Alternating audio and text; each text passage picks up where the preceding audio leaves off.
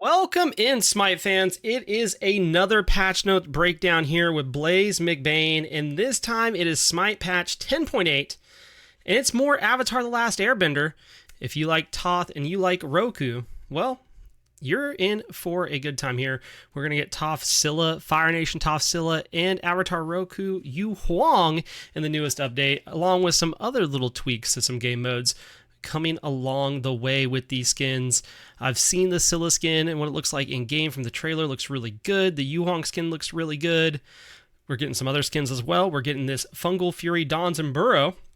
And we all know I'm a Dons and Burrow main. I'm going to take the opportunity to get this skin in play. I'm really excited about it.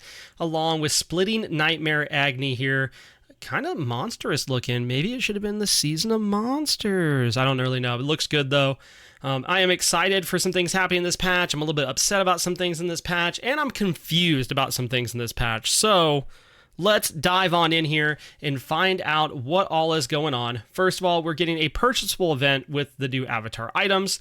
There's a couple of quality of life updates, some updates to Arena we'll get to in just a second.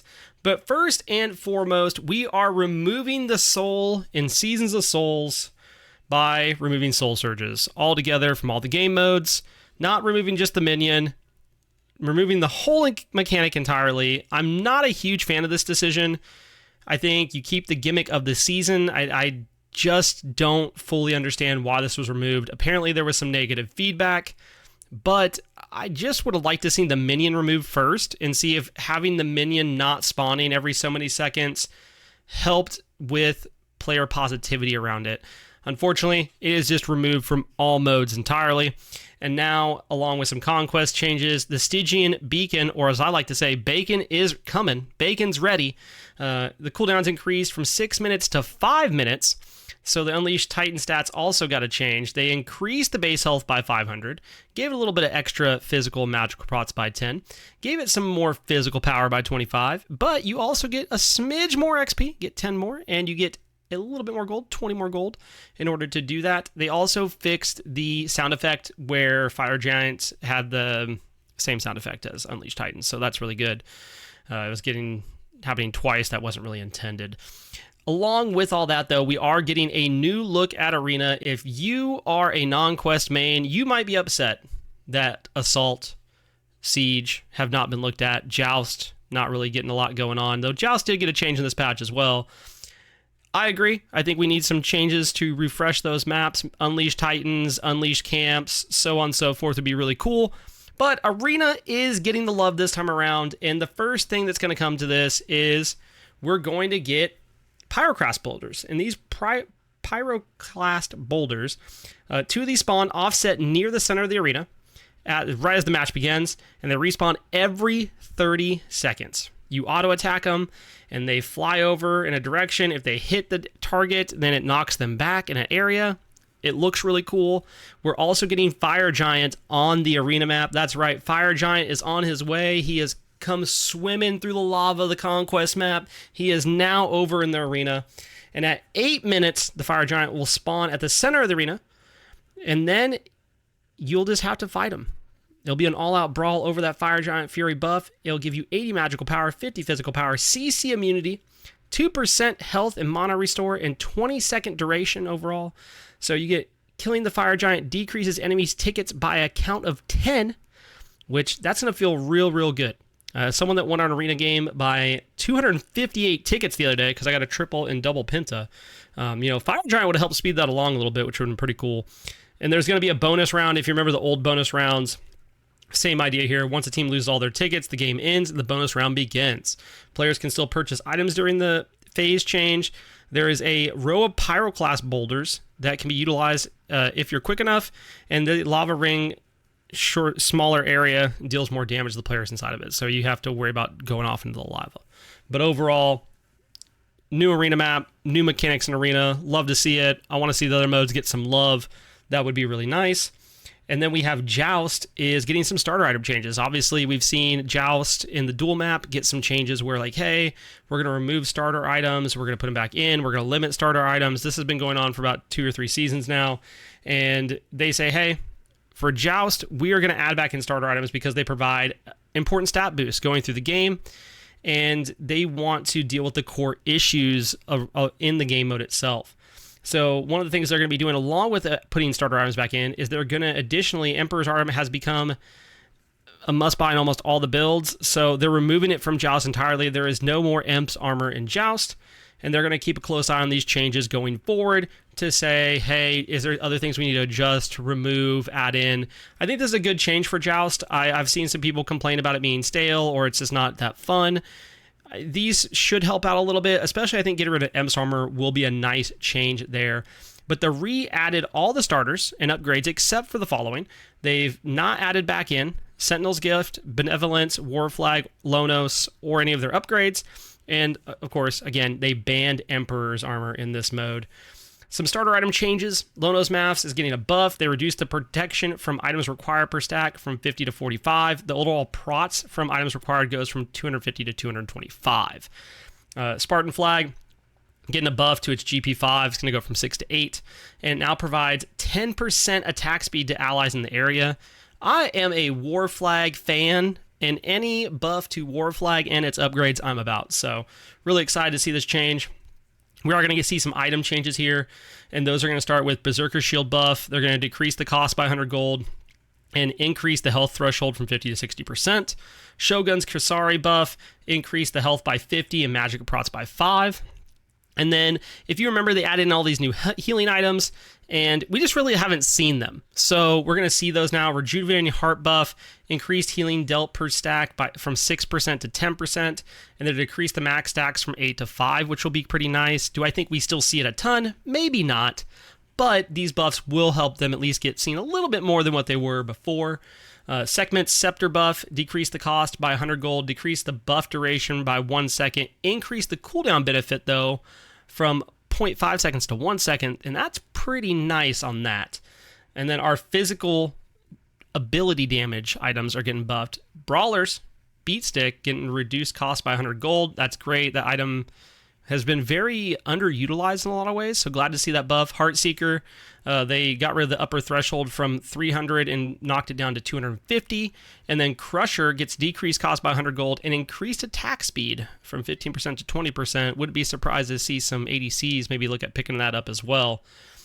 Part to my confusion of this patch, besides the Soul Surge change, is the Mage items. Mage items are getting looked at here, and they're adding 10 power back to Bancroft's Claw and its glyph, Book of Thoth and its evolved state, Ratatouille and its glyphs. We just got done taking 30% power off of a bunch of items in the game, and by a bunch, I mean every item that had power. And now we're adding back in 10 power, and it feels kind of counterintuitive. Really curious to see how this plays out. I was a Ratatouille fan anyway. I didn't really think it needed the 10 extra power. Maybe Bancroft's is the one I could see the argument for. Overall, I'm just kind of confused, and we'll have to see how this plays out in the direction that it goes. I'd love to know your guys' thoughts on the Soul Surge being removed and these items specifically getting buffed, but also any thoughts you have about the 10.8 patch. Always leave them in the comments below. I'm happy to talk about it. On to our God changes. Ares getting a buff. This man's going to be good. Shackles decrease cooldown from 15 seconds to 13 seconds. Bolster defenses increase the CC reduction from 10 to 30% to now it's just a flat 30%. Ares is going to be good, y'all. And not only is Ares going to be good, Ardeo is going to be good. Ardeo Decompose. They decrease the max stacks from 6 to 4. Increase the protections debuff per stack from 2% to 3%. Energy Surge, which is your Maul Prey, gets increased damage from 60, it scales 200 down 70 to 210. And then Maul Prey, they increase the damage per swipe from 35 to 155 scaling, now to 40 to 160 scaling. Small tweaks, but Ardeo might be one of those characters that's been being slept on, like Hachiman was, and we're going to see a small buff. And then maybe in 10.9, we see a small buff.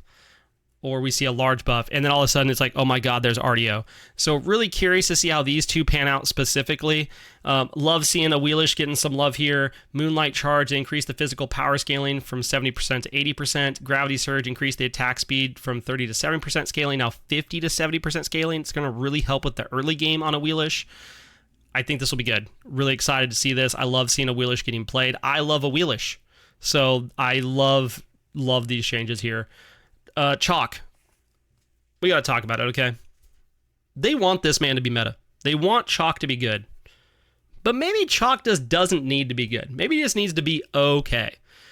Chalk receiving a set of buffs here. Torrent increased the protections per stack from 4 to 20 scaling, now 5 to 25 scaling. Decreased the stat cap from 5 to 4. Rain Dance decreased the cooldown from 16 to 15 seconds. Whatever. I mean, changes I don't care about. There's one of them. It's Chalk.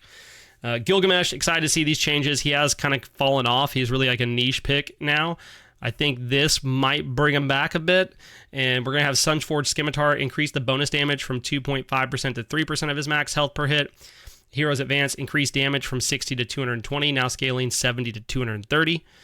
Lancelot, another kind of god that's fallen off a little bit, we haven't seen a lot of. Mount Up, decrease the time it takes to reach max health shield from 4 seconds to 3 seconds. And Crashing Dive, increase the physical power scaling from 90% to 100%. I think we're going to go from not seeing these gods at all, really, to now we're going to see them at least a little bit here and there. I think especially if you're playing comp, these gods became much more viable. Medusa, a god we really haven't seen a lot of this season at all. This hasn't really been her meta any way, shape, or form. Acid Spray increased the base damage from 90 to 290 scaling, now 100 to 300 scaling, so buff all the way across the board, early to late. Increased power scaling from 80% to 85%. Petrify increased the damage taken by enemies not looking at Medusa from 75% to 85%. I think these are great changes. Do I think this brings Medusa back and she's going to be in the meta and she's going to be a top 500? No. I think if you're a really good Medusa player, you probably go see these and go, man, this is going to be awesome. But that's about it. Like, you're just happy that you got positive changes for your god. Neath, also getting buffed here.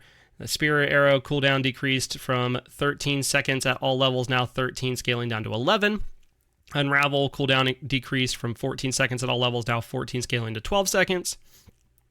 So, yay, Neath buffs, I guess. If you're happy about Neath buffs, that's good. I'm not opposed to it. I don't think it changes too much here. The other god I'm really curious about, I think this is going to be a major change, is Nuwa. I think Nuwa might be pretty playable in Conquest now, even though she was really good in non-Conquest modes. Mysterious Fog, they increased the speed the fog moves from 300. Now it goes from 300 scaling to 380. Clay Soldiers, they increased the number that you get at rank 1 from 1 to 2. I think both of these changes are really, really good for her early game. I think Mysterious Fog is a great change just overall. Really excited to see how these pan out for Nuwa. Yu Huang, that's right, he got a skin and he's getting buffed, y'all. Master of the Tao. Decrease the time to gain stacks from 8 seconds to 6 seconds. Stacks gained from hitting an enemy god outside of the combat increase from 1 to 2. And then Celestial Fight, they decreased the cooldown from 20 seconds to all range. It now scales down from 20 to 18. That's huge, because that's really his safety net there. Now we have some shifts. All right, we got to talk about Ravana, y'all. Ravana is like the god that can't be figured out. He gets buffed, he gets nerfed, he gets buffed, he gets nerfed, he gets nerfed, he gets buffed. It's a really strange time to be a Ravana player, because it's like, we don't know if we want him in solo or we want him in jungle. Do we want to be good early? Do we want to be good late? It's a strange time. He is getting shifted again here. Was shifted last patch as well. Chain of Blows, they increased the health shield gain per stack from 8% to 7% of Ravana's max health. And Prana Assault increased the damage from 90 scaling to 290, now 90 scaling to 310. So again, kind of confusing of what's going on with Ravana, but hopefully they find where they want him. Overall, I think it's in a pretty good spot though. The nerfs coming through here, we have Charon. Charon getting only a nerf to Damnation, decreased the max health contribution from 3% to 2.5%. Very light nerf there. Is Nami getting nerfed? Deaths Draws Nigh, decreased the penetration per stack from 4% to 3%. To add on to my confusing changes, y'all, here it is. Mercury is getting nerfed. And I need someone to tell me. I need someone to explain to me the god that I've literally seen maybe 2 or 3 times in the past, I don't know, 2 or 3 months, is getting nerfed. And I cannot figure it out. I've racked my brain around it, and it makes 0 sense to me. So if you know the answer to this question of why is Mercury being nerfed, please leave it in the comments below. I would love to know your thoughts on this.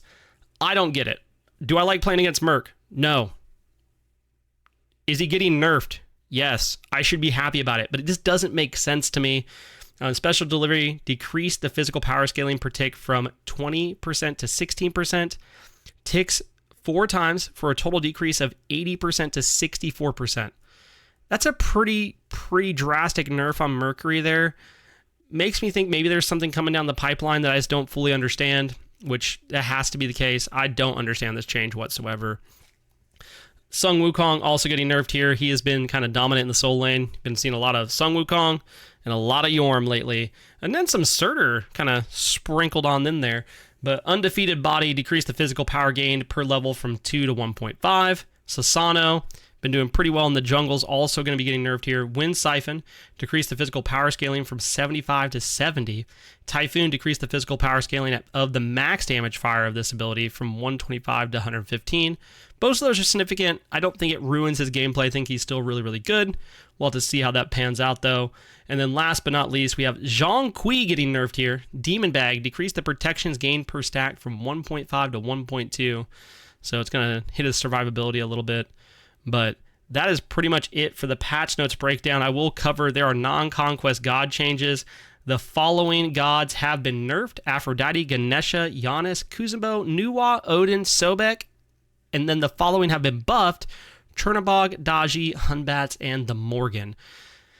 That's been it for Patch Notes Breakdown. Make sure to go check out the other YouTube content here. Go check out the TikTok content. You can find me at twitch.tv/BlazeMcBain, streaming games over there. And, check out the Bot G podcast along with the Up Your Experience podcast and, see what we're doing. Hopefully y'all are doing well. Let me know what you think about this patch. I've been left confused, but maybe you all can answer some questions for me. I appreciate y'all tuning in. I appreciate all your support, and I'll catch y'all later. Bye.